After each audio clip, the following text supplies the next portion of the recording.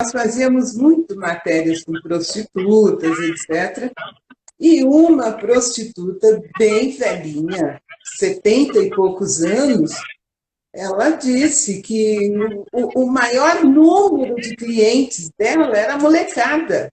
Isso vai interferir mais tarde no físico dele, na desenvoltura dele. Com essa idade, pensando em genitália masculina, ela ainda está em desenvolvimento, tá? Aos 12 anos de idade, ela ainda não atingiu as dimensões normais de um homem adulto, tá? Isso interfere, sim, na maturação. Não estou querendo dizer que vai retardar, não é isso. Mas como tem uma iniciação precoce, as coisas ficam um pouco fora do eixo, fora do tempo certo. Isso prejudica, sim, nessa fase de adequação, de transição da infância para a fase adulta e do que se espera de resolução sexual, tá? Dá uma desequilibrada, sim, porque deixa de ser um processo natural, fisiológico e gradual, né? Precisa se ter cuidado. Por isso que esse jovem precisa ser orientado. A orientação que nós damos para os pais é: pais que tenham filhos, meninos, com 6 anos de idade, já comecem a conversar com seus filhos. Claro que você não vai falar para ele sobre sexo, né? Friamente. Mas você vai falar para ele que o pipi dele, o pênis dele é igual ao do papai, que é uma via, né, pela qual ele vai fazer o xixi, que o xixi sai por uma mangueirinha que chama uretra, não precisa entrar em detalhe, mas tem que contar essa historinha, que na hora de tomar banho tem que higienizar esse pênis de forma adequada, com cuidado, com carinho, porque é uma área sensível, que nessa fase, né, principalmente, quem é que vai limpar o pênis, né, do garoto? Então, instrui ele, olha, você tem que limpar o seu pênis. Se você tiver dificuldade, chama o papai, que o papai vai te ajudar. É importante ter um adulto presente orientando essa criança, porque daí esse vínculo, essa cumplicidade começa a ser criada. E com o passar do tempo, com a evolução, né, o desenvolvimento dessa criança, qualquer coisa que ele note que está diferente, ele vai recorrer a esse adulto que sempre conversou com ele. Isso é batata, é muito válido. É muito válido fazer com as nossas garotas e com os nossos garotos, porque cria um vínculo, uma cumplicidade. E aí a tendência é que ao longo da vida ele sempre recorra a essa pessoa de confiança para tirar a dúvida, para perguntar, principalmente na fase de maturação, que o menino começa a dormir e acordar com um pênis rígido, né? Pensa, que confusão de informação, né? É um jovem garoto que dormiu de um jeito e de repente acordou com um pênis duro, rígido.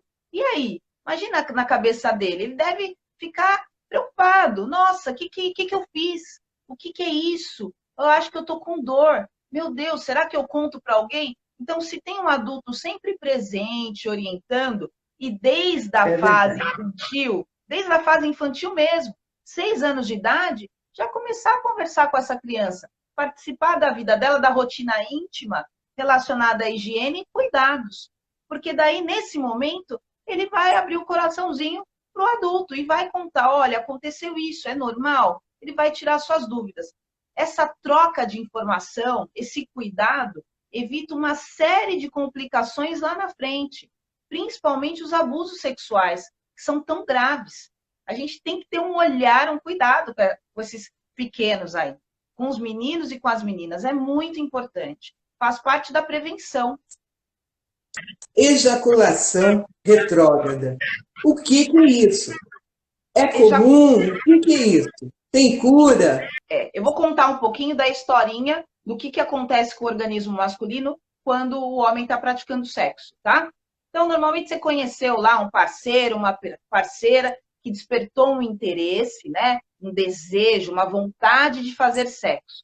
A partir desse momento, você começa a entrar numa fase excitatória, né? Nessa fase, o corpo aumenta a circulação sanguínea, as informações elas começam a partir do cérebro lá para a região genital, né? Então aumenta a circulação local, aumenta a lubrificação E a tendência é que, como chega mais sangue para o corpo do pênis, esse corpo do pênis vai ficando rígido, cada vez mais rígido, tá? E aí ele atinge o máximo de, né, um pico de excitação e começa a entrar na fase pré-orgásmica. Essa fase é conforme ele vai iniciando essa atividade sexual, o contato da pele, o movimento, né? Faz ele entrar numa fase que precede aquele boom, aquele clímax de prazer, aquele ápice de prazer que é o orgasmo. Ok, normalmente ele está lá, fase de excitação, né? Chegou na fase pré-orgásmica, aqui é o pico que ele vai ter orgasmo. Então, nossa, o que é o orgasmo? É uma sensação abrupta de prazer, que dura frações de segundinhos, alguns segundinhos. Ela nunca vai durar meia hora, uma hora. Todo mundo adoraria, eu gostaria, não é? Quem não gostaria? Mas ela não é tão longa assim. Ela não é tão longa quem não? Quem não gostaria? Ela vai durar alguns segundos. Uma vez que ela concluiu, ela deprime. E aí o corpo masculino e feminino entram no estado de relaxamento geral. Desaba. É a hora que dá vontade de sono. Tá? Ok. Quando nós chegamos lá na fase do pico, no momento do orgasmo, no homem é o momento que ele começa a ter eliminação do líquido ejaculatório, que é um líquido formado, tá? Lá é uma união do líquido seminal, tá? É formado e sai pelo canal da uretra. Para o homem que tem a ejaculação retrógrada, esse líquido se forma e ao invés dele sair pelo canal da uretra, ele faz o caminho contrário. Ele caminha em direção à bexiga. Então, ao invés de ele sair, ele volta para dentro, tá? É uma alteração que pode acontecer em algumas doenças e principalmente em alguns homens que foram submetidos à cirurgia em seu órgão genital, como a prostatectomia, tá? Pode ser uma dissecação lá da próstata, a retirada da próstata.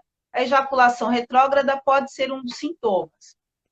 Como linha de tratamento, normalmente ele vai passar por uma consulta médica. Quem vai fazer esse diagnóstico é o médico ou andrologista ou urologista, tá?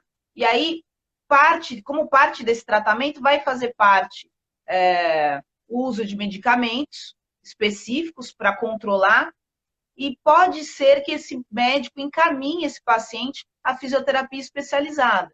A fisioterapia especializada em saúde do homem, que vai usar alguns recursos como laser, plataforma oscilatória peniana, correntes terapêuticas sobre o pênis, entre outros recursos, para corrigir essa marchinha aí do líquido ejaculatório para o lugar certo, porque ele tem que correr pelo canal da uretra e ser expelido, é o normal.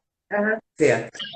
Então, é uma cirurgia que geralmente ou normalmente requer uma físio depois para endireitar tudo por dentro.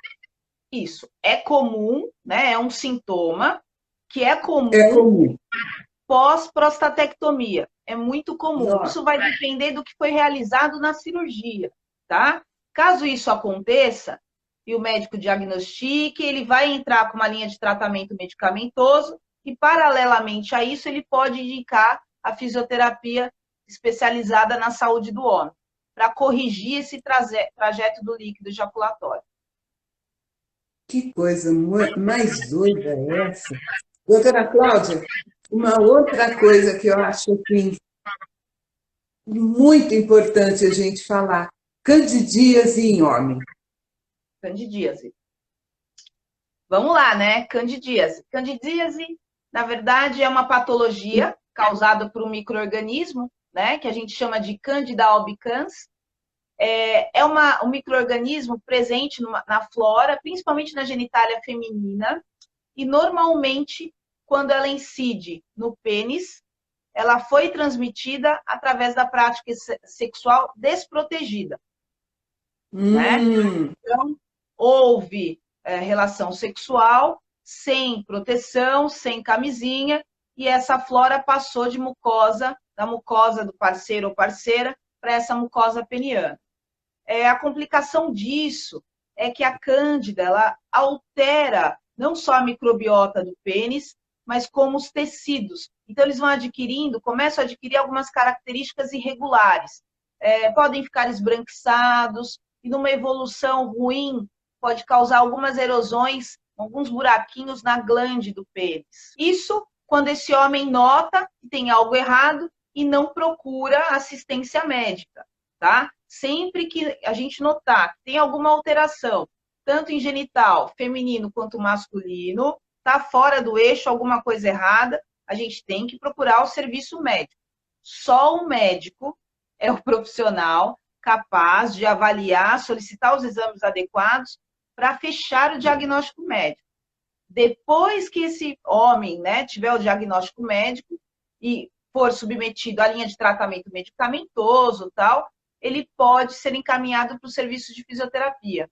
Na fisioterapia, a gente usa a fototerapia dinâmica no tratamento de cândida na glande do pênis, que a gente associa uma hidrossolução, né, de um fármaco específico, com um laser vermelho a 660, 680 nanômetros, né? Esse laser com esse comprimento, associado a esse fármaco, é capaz de reduzir em 100% essa cândida, principalmente quando o paciente já foi submetido a várias linhas de tratamento medicamentoso e não teve alteração na flora local.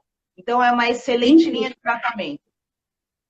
Inclusive, doutora Cláudia, a candidíase, ela é muito tratada com antibiótico, né? E na fisioterapia, como que funciona? É só o laser? Ou existe também o antibiótico? Não existe? Como é que é isso?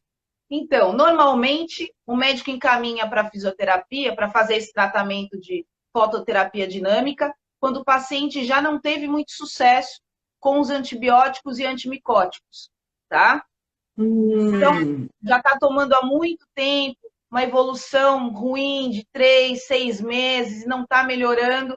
Esse médico, se ele tiver um fisioterapeuta especialista, né, nessa área, ele encaminha para esse físio só para fazer a fototerapia. E aí, na fototerapia, tem associação de um laser de baixa potência, normalmente o laser vermelho, associado com um fármaco específico, né? Essa combinação que é capaz de exterminar essa flora local. E quanto tempo demora, mais ou menos, doutora Cláudia? Olha, em média, é um tratamento de curto prazo. O paciente evolui em 100% dentro de 15 a 20 dias. É um tratamento... Maravilha! É uma ótima opção. Sim. Nossa! Só lembrando, esses homens que têm alteração na flora, na microbiota peniana lá e tem cândida, o ideal é que eles não pratiquem sexo até fazerem o diagnóstico e concluírem esse tratamento. Porque senão ele vai passar esse micro-organismo para o parceiro ou para a parceira. Tá? E aí fica uma coisa muito difícil de tratar, porque ele disseminou para o parceiro ou parceira, não iniciou o tratamento ou tomou um remedinho, o parceiro ou parceira adquiriu a flora, aí eles se relacionam de novo, fica num círculo, né, vicioso, e aí de muito difícil conclusão de tratamento, porque não houve início e não consegue ter fim. Então, primeiro tem que realizar o tratamento de forma adequada para dar continuidade à vida sexual com segurança. Doutora Cláudia, muitíssimo obrigada pelas suas informações. Foi um prazer enorme estar aqui. E falar sobre sexo é sempre bom. As pessoas têm muitas dúvidas e muita vergonha linkada a isso, né? E aí a dificuldade de se manifestarem. Eu acho que é uma forma, é um canal para a gente passar essas informações, trocar informações também para quem estiver acompanhando. E é isso aí, eu estou disponível. Eu agradeço muito e agradeço também a participação de todos vocês, internautas, que ficaram com a gente. Muito, muito, muito obrigada. E voltamos.